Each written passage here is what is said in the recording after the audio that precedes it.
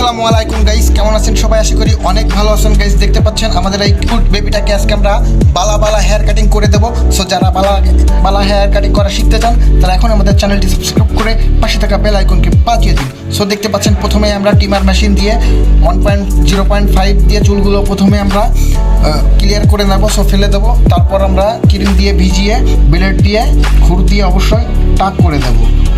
So তাহলে দেখতে থাকুন পুরো ভিডিওটি। এখনও যারা আমাদের ভিডিওতে লাইক করেনি দ্রুত একটি লাইক করে দিন।